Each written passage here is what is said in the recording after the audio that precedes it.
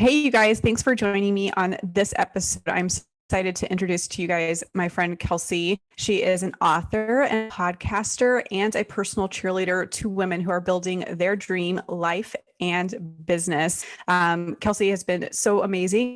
Kelsey, thanks so much for joining me today. Thank you for having me, Crystal. You are such a light and so encouraging. Always show up for your team, for your home team. And I just love knowing you. I'm so grateful to be here with you. Thank you. I feel exactly the same way. I was like, ever since I met you, like you just have such great energy and just something that radiates off of you that just, you want to be around you and just talk with you and have conversation. And you've been such an awesome person and have changed even some things for me. And I'm excited to hear that you're going to have your first book launching soon. I'm so excited. I am so excited to get this baby out into the world. Yay. Well, I want to jump into, sharing with my audience a little bit more about you and your background and some of the things that are coming up with the book. What do you feel like is, a common myth that you've been seeing online in the business world, or something that we could dive into? Because I like to have a lot of, real conversations. And I think that there's what people see and think business should be, and then what it actually is. So I wanted to dive into one of those myths with you. Oh, girl, let's go there. So my thought would be, in this online business space, we see a lot of messaging that's like better, faster now, make $1 million overnight. And oh my gosh. We would never open a business in Nashville, Tennessee, and, crunch the numbers and think, okay, this space is going to be $6,000 a month to rent. Then it's this for the utilities, this for the bills. I'm going to make $1 million next month and I'm going to break even in a month.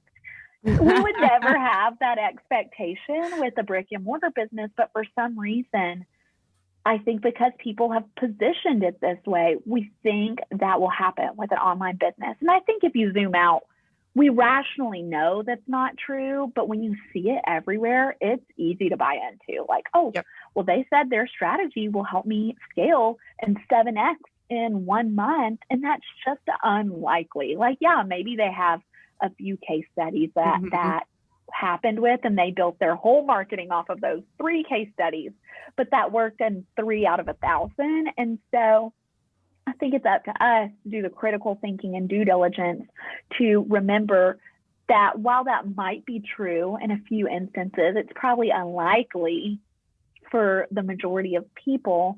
And is this vision and this business idea still motivating enough for me? Like, am I in it enough to keep going if it takes a few years to be able to stand on its own? And hopefully you could get it profitable sooner rather than later.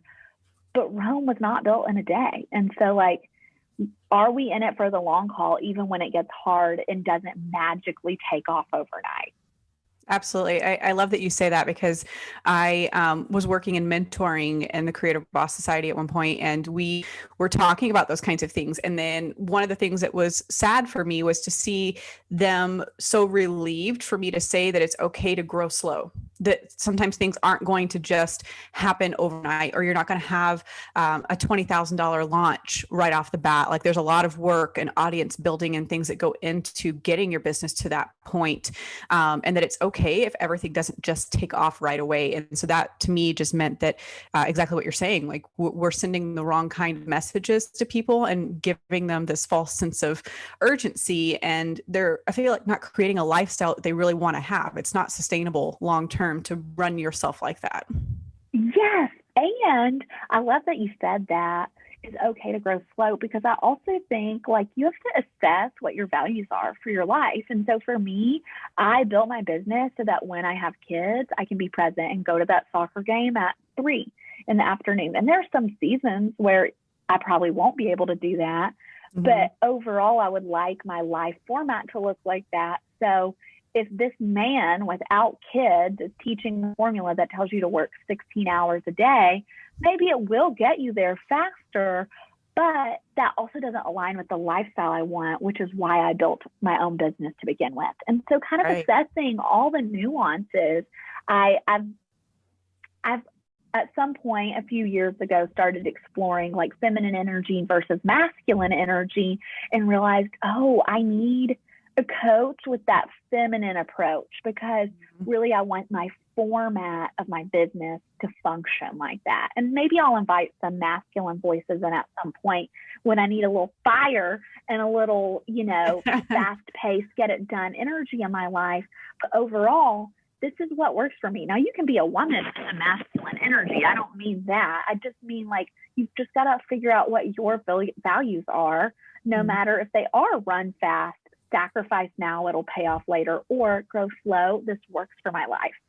Absolutely. No, I like the fact that you say that, because sometimes I will go to like my husband and ask him for his insight to get, like you said, kind of that masculine voice behind things. So I'm like, okay, I need to step back from the way I'm doing some stuff and I need some outside perspective. So it's funny you say that, because I'm like, yeah, it's you also have to look at what you want. I think that's a huge piece that you mentioned. How do you want to show up for your kids? How available do you want to be? Do you want to live this life where you're constantly working, into the evenings and the mornings and throughout the day and just all the time, and not being able to stop and rest? I feel like that's not something that is practiced very often, or that we're outwardly practicing and showing people that we take the time to rebuild ourselves and spend time with family and, not be on social media every single day.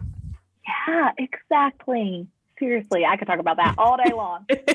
Totally, I could too. So something else that kind of came to mind that I wanted to ask you was, what are some of your favorite content trends? Because I know, obviously I do a lot of content specific marketing with different business owners, and it's one of the things that I'm known for. But I want to see some of what your favorite trends are right now, and maybe some things that you've done to a point of wrapping up what's about to be your first book. Yeah, well, one content trend that I'm not good at, but I am enjoying, are reels. I think they can be so organic. I'm seeing people weave content into their reels that are so natural. I think we had a highly polished, glitzy, glamorous trend for so long that now people are craving real and connection and unpolished. And I'm a sucker. I mean, I will always have good brand assets and I know you too, because you are a photographer. But how do we make it as natural as possible so that the user doesn't feel like they are constantly looking at ads in their feed? And I'm so glad to see social media moving in that direction. Like, we needed this. It's a breath of fresh air. Absolutely. It's hard. It's hard to break the mold of having like this idea of needing the perfect feed. And now that trend is starting to show up, I think it's making it more comfortable for people to start doing their business, because you're like, oh, okay, I don't have to have like the perfectly done photos for every single thing. Like, it's good for like my ads and some other, official parts of my business, but this gives you a chance to show up a little bit more imperfectly, and have actual conversations with people. Like, everyone wants to stop on that. That's why, YouTubes and podcasts and stuff like that are so popular. They want to talk to a person. They want to talk to a person. So I love that. Have you had a chance to use any reels in some of your marketing yet for your book? I did my first one last week, and I was so intimidated. I think I hop on trends late because I feel intimidated. I think that's a lot of us, of like, I don't have the time in the day to learn one more thing. Right. But a time lapse was really a great dipping my toes in. Like, okay, I can do a time lapse. That feels simple enough. Yeah. And maybe the next one I'll do like the blurbs on the screen, and that feels like my next step. Yeah, no, I love the time lapse. I feel like that's an easy way for me to show what I do, because there's so many things that I do that I'm okay. I can at least set my phone up and like have it show me running around, setting things up and doing stuff. And people find it very interesting just to see like that part of my life, because everything's not perfectly curated like I usually do. I think it's a great way to let people in. And for those listening, again, if you feel intimidated, do what's going to be the easiest way to dip your toes in. You do not have to figure out a whole new content strategy overnight. And sometimes, like right now, I have a social media manager, and she wants me to be on all the formats all the time. And I'm like, I'm sorry. I know that's the way for growth right now, but there's no way I have the capacity to learn it all right now. So I will grow slow, and that is okay with me if that's what happens, because I'm not doing everything right now. Yep. No, and I've had to learn, in the last year, through the, all the changes that we've all been through this past year, that it is okay to step back. And funny enough, my business still grew just fine on its own without me showing up as perfectly every single day on every single platform as I thought I had to anyway. And so that for me was eye-opening going into what I wanted my goals to be for this year. Man, yeah, I think that's been my lesson of the year is even though everyone tells you to show up all the time everywhere, if you can build something solid that, does not operate on your behalf, but that works still when you're not everywhere at once, that's a win, because who wants to be on their phone the rest of their life? I don't want to miss my life building an Insta life. Right. Or miss your kids in some people's cases too. Like your kids grow so fast. Like my daughters will even, remind me, hey, mom, put your phone down, mom. I got to ask you a question. Okay. And then I know I've been on my phone too much. It's like, totally. if you don't want that kind of life, it's okay to step back and get off your social media to enjoy the things that are going around you before you miss it. Mm-hmm. So I know we've been giving some tips and stuff away already, and so many good things that we've been talking about. But I wanted to ask you, since your book is centered around mentoring and the mentors that you've had in your life, what are some of the tips and things that you feel like you've learned or that you could carry over and give to someone who's maybe struggling to find their footing, in their business and in their life right now? Sorry, there's a person with a system driving down the street. I'm so sorry. I hope okay. You might have to edit that out. It was so loud and I started to mute it and it was too late. I was like, maybe they'll pass. Man, I hear time and time again, well, how do you even find a mentor? That is the number one objection to mentorship. And it's not like people don't want a mentor, but it's vulnerable to find a mentor, to invite someone to the tablescape of your life. Like that is another version of putting yourself out there, just like finding new friends or dating. I thought when I got married, I would be done dating. And here we are, meeting new friends in a new city, meeting new mentors, getting invested in new communities. It's like, oh my gosh. And so I would really encourage people to look around for someone who is already in a circle they're involved in. I'm going to give two kind of iterations of this advice because we kind of live in a strange iteration of the world at the moment. Right. So when the world is functioning as normal and you can go out and be around people, join a community of people that have a shared interest. If you love hiking, join a hikers club. If you're a mama, find a mama's group with gals parenting like you like, or meet people on the playground. If you're, passionate about volunteering, volunteer somewhere, and you're going to meet people there. And you don't have to, spot someone across the room and walk up and say, will you be my life mentor right away? You can just say, hey, you want to grab coffee, and see where it goes from there. You might go on that coffee date and it's a dud. You've got to meet people to see if they're a fit, and there might be some duds along the way. But I promise that if you put yourself out there, just like finding new friends, just like dating, you will eventually find someone who's a good fit for you. But any sort of human connection, does not come without the risk of some failed connections, Very true. Very true. It's like you said, just like with dating, right? Like we all went through dating various people throughout our lives that we're like, it's not that good. Oh yeah. And then you settle on the right person.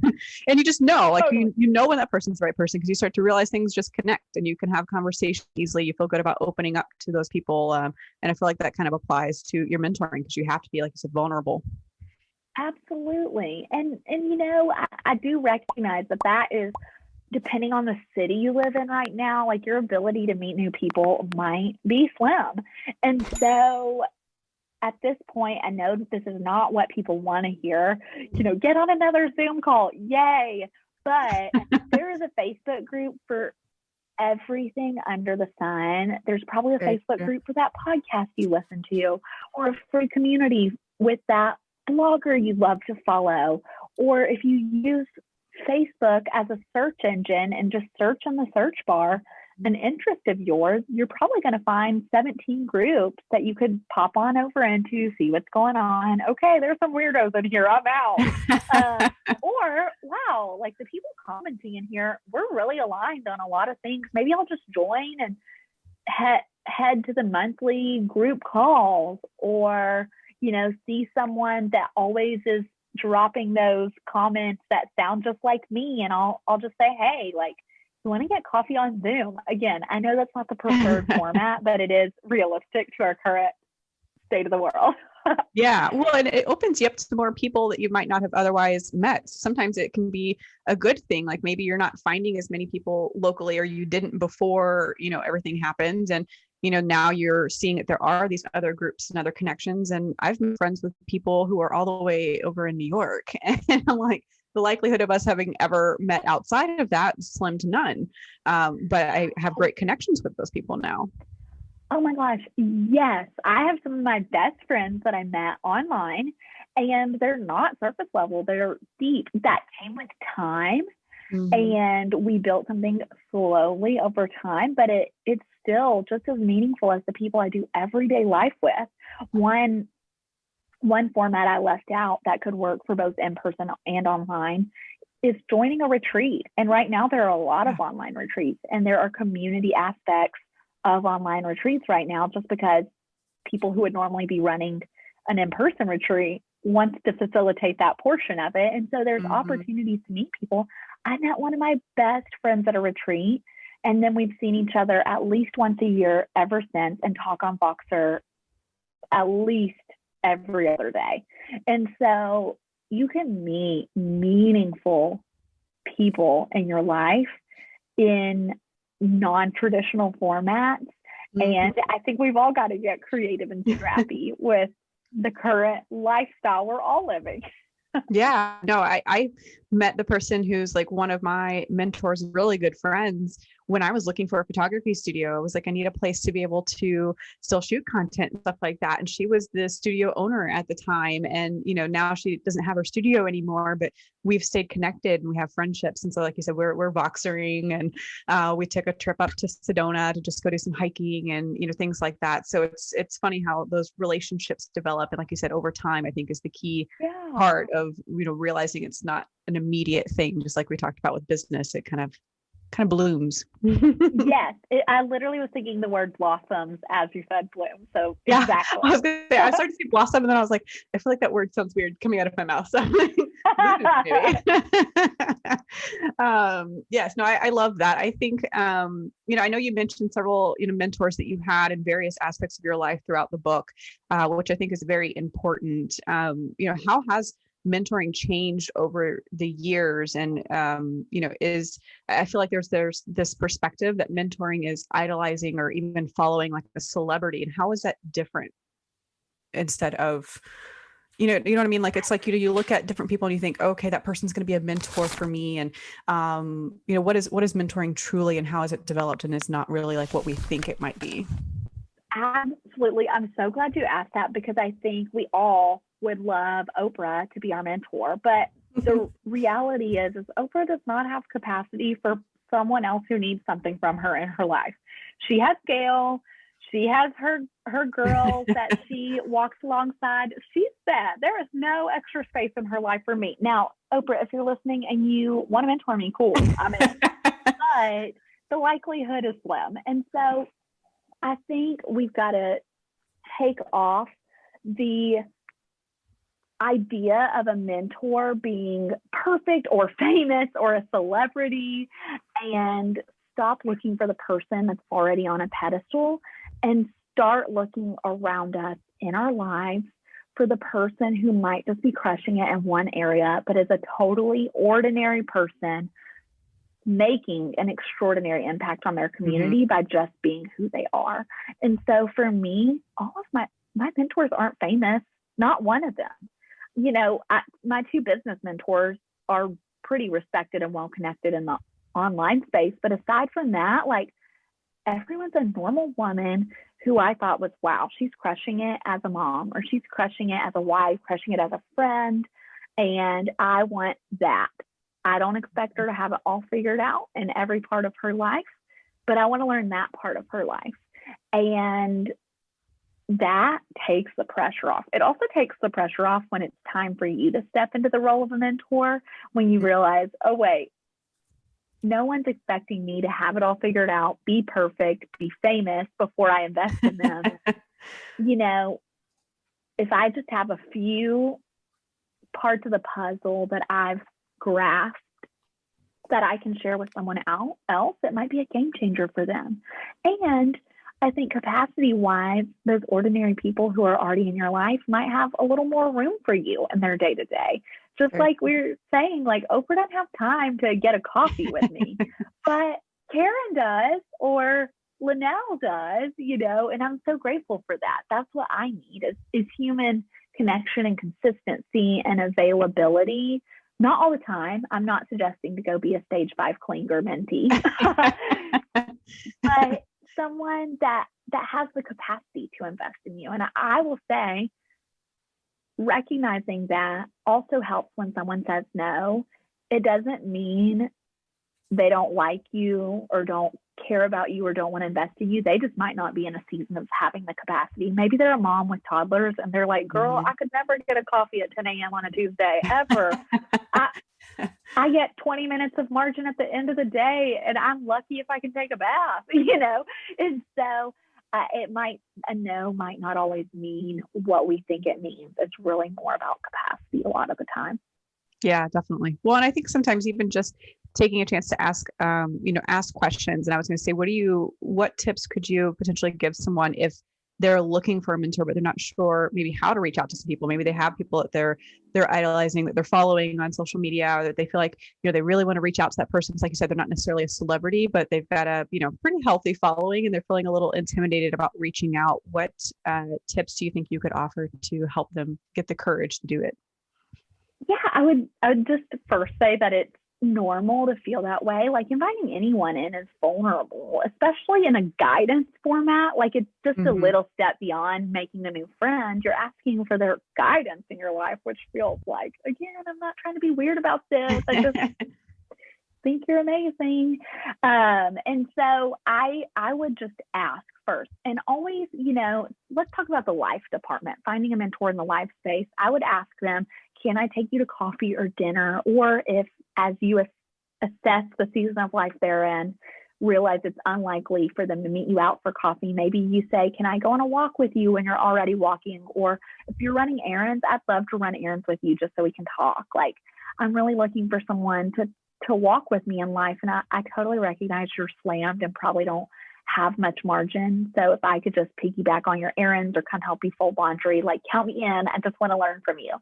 And then if they're in business, there might be a moment when it's time to pay someone.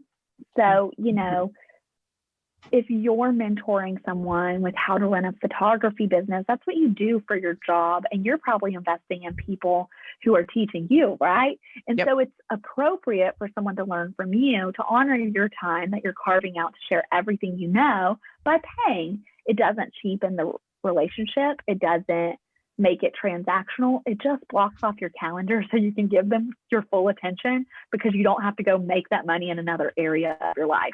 And I think when we approach it that way, I understand paying for mentorship. For anyone listening who's not in online business, that feels different and not normal. But I promise you, if you are investing in someone to share their wisdom with you, and you will pay, or at least serve them with something you're gifted at, it will take you far. And that mentor will know, okay, she's got skin in the game. She's invested. I want to give more. I am available. I'm here. I'm present. I want to give you what I know. And I have never regretted paying for mentorship, especially when it moves outside the life guidance and into the business guidance. Absolutely. Well, I like the fact that you pointed out that it doesn't always have to necessarily be like a monetary thing. Like, it can be other ways that you can give and support somebody. So you could reach out to them and say, hey, you know what, I am skilled in photography for this, and I've been shooting some extra, you know, stock photos or something I could add to your shop, or, you know, something like that you can contribute in different ways. So I think looking at the skills that you have and then reaching out to someone and saying, hey, I'd love to work with you. I know you're probably only taking paid clients, but here's what I could offer, because I think that what you have is very valuable. And I want to try to, make something that would be equal to that value so that I can work and learn from you. And then hopefully we can grow together. I have traded a ton, and I've traded services that cost me 10 hours for 1 hour of someone else's time. Yep. And that was my value of their time. I will work. I will do whatever I need to do to get your wisdom. Even if there's a discrepancy in the hours invested, I just want you to know I care, and I'm not trying to just take from you. I want to give back something that would be of value to you that maybe you need. Back when I ran an Instagram agency, I ran my mentors' Instagram accounts because I so valued what they were investing in me. And, they're 40 years old. They don't want to deal with Instagram. And so it was a win-win. And so, not to say 40-year-olds don't want to deal with Instagram, but they certainly don't want to be on it growing all the time, tapping and growing and commenting. They were like, please take it. I'm not quite 40 and I'm like, please take this. Same. I'm 31 and have outsourced my Instagram account now, even though I used to do that for my job. Right. So, it doesn't always have to be a monetary exchange. And one thing I was thinking about earlier today, another way to get mentorship is to join a team, be an intern, be a paid employee. You will learn from that person on the job. You will receive just by seeing how they function, how they operate, and you will grow because of it. I've had people I've worked for that were mentors, and it has taken me far. I have watched. I've learned things I don't want to do and things I do want to do.